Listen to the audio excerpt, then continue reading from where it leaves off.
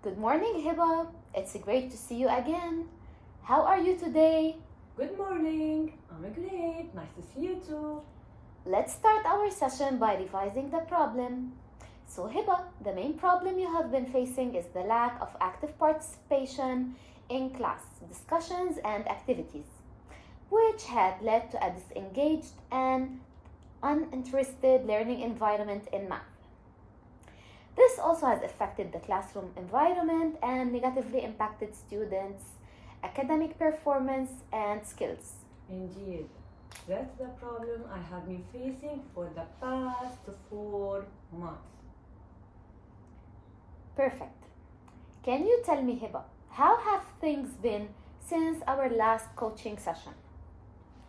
I'm so excited to share my reflection on the past 2 weeks of our coaching session, and I'm truly excited about the progress I have been in engaging some of my students in math. Your guidance and support have been invaluable in helping me explore new strategies and approaches.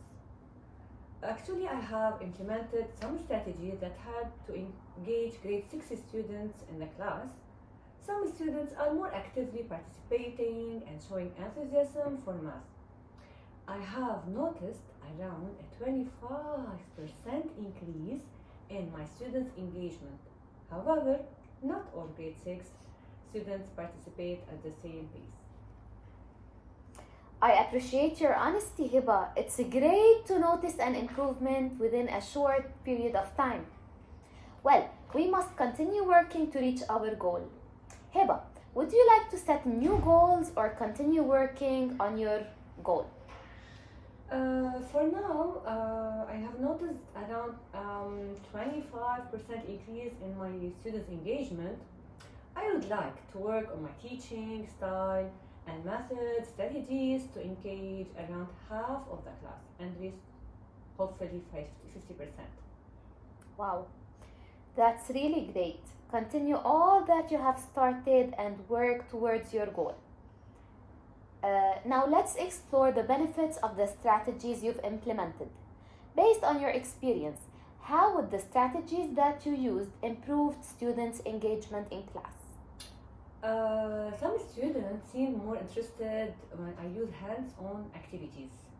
They seem to grasp concepts better using those illustrations, ask questions, and take the opportunity to volunteer, to explain or model the concept as well. It's visible that students' engagement and participation rates in the two sections that I teach have increased after modeling the concepts using hands-on activities and resources. Fabulous. It suggests that hands on activities might be a valuable tool to engage students. What type of resources were helpful the most in this case? Actually, I have used math puzzles, riddles, and brain teasers that encourage critical thinking. Interesting. What also helped in this regard? Actually, real life examples had a lot in this regard as well. Students seem more engaged and motivated after connecting math to the outer world and relating concepts and skills to their daily life activities and routines. This has created a supportive and inclusive learning environment as well. I notice also a positive shift in students' confidence levels when I give them the choice to choose a partner to work with or an activity to work on as well. Also, I have been trying out some of the strategies we discussed, but I still find it challenging to engage all grade 6 students in math. That's a good observation. Can you tell me more about the specific challenges that you have encountered? Well, even though I've incorporated more hands-on activities, tried to make lessons interactive, some students still seem disinterested. I'm not sure if it's the content or the way I'm explaining it. This has been very stressful for me. Moreover, I think I need to tailor the activities more to the diverse learning styles in my classroom. The students that I teach have diverse learning styles and preferences. Some students, for example, may grasp mathematical concepts better through visual aids, while others may prefer hands-on activities. Differentiating instruction to accommodate these various learning styles is a bit challenging to me, for it needs time, creativity. I totally understand. Does anyone help you with accommodating your lesson plans? Actually, we have a SOD doctor, Mhm. but she doesn't reach out to us on daily basis. Okay. What strategies have you tried so far to address this issue? I have attempted to vary to teaching instructions and modify my lesson plan by incorporating different kinds of interactive activities. I have presented some modeling videos for visual learners, read stories, and engage kinetic learners in hands-on activity in one session. To me, this was a simple session where everyone was focused, engaged, and attentive. Wow, I like. That's a thoughtful insight. Adapting the activities to different learning styles are certainly and can make a difference. Are there other concerns or challenges that you are facing in this regard? Of course, planning all these activities takes time and it's not finished during school days. Mhm. Moreover, I'm not able to manage my time to reach out to all learners at the same pace. I'm thinking of running a Padlet to be able to read students' questions or concerns and find time to answer their questions after the lesson. Mhm. Yes, I see. What about incorporating technology then? Have you considered using digital tools or interactive platforms to make the lessons more engaging? Actually, I haven't explored that option much. I kept on playing videos that explained mathematical concepts through modeling. Mhm. I'm planning to start using Kahoot to check students' understanding after the lesson. I have designed a Kahoot quiz for next week to post-assess students' understanding of the concept. I think they'll be excited. Mhm. It's really great. Some students are tech savvy and it will capture their interest. Please start using technology. Now, let's brainstorm some new options.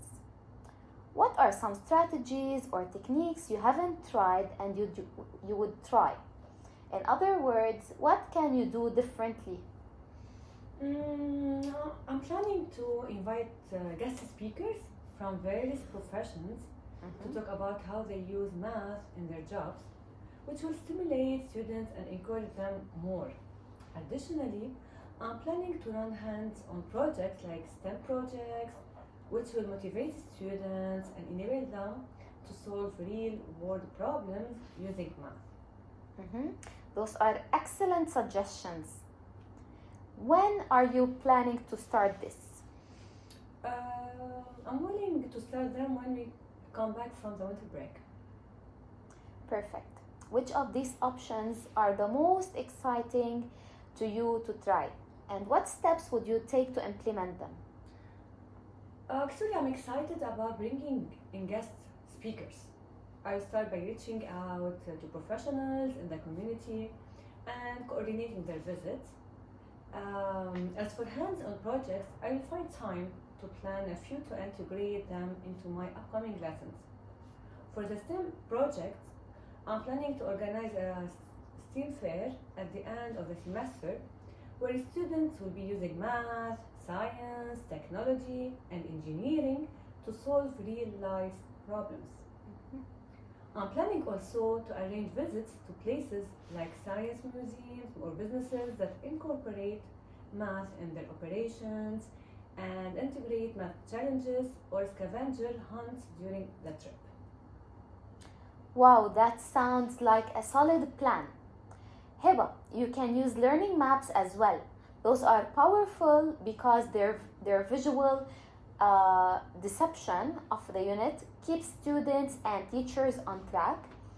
The map is an accommodation for students who struggle to take notes, and it structures the beginning and ending of the lessons as well. Let's break those actions into actionable steps and take a timeline for implementation. What is your timeline for taking these actions? Let's say over 2 months. Perfect. How will you celebrate and acknowledge your achievements along the way? I will create a visible recognition board in the classroom where I can highlight individual and collective achievements. This could include outstanding student work, acknowledging students who actively participate, or commending the class for reaching specific milestones. At the end of each week, I will be announcing the math stars and giving them certificates for their hard work. Recognizing progress, no matter how small, with verbal praise and tangible rewards like certificates can contribute to a positive and motivating learning environment in the class. That's really impressive. Remember to always monitor students' progress and get feedback. How would you be gathering feedback on the teaching taking place in your class? I will gather feedback from students through surveys and open discussions to understand their experiences and perceptions of the new teaching methods. I also will use both formative and summative assessments to measure academic progress and the level of participation in class activities. I will ask for the help of peers or administrators in conducting classroom observations. This will provide valuable insights into the dynamics of the learning environment within my class. I'm also planning to set up a feedback loop to continually assess the impact of these changes on my students. That's really perfect. Remember, it's crucial to monitor the impact of these changes as well. We can always revisit and adjust our strategies as needed. How do you feel about moving forward with these action steps?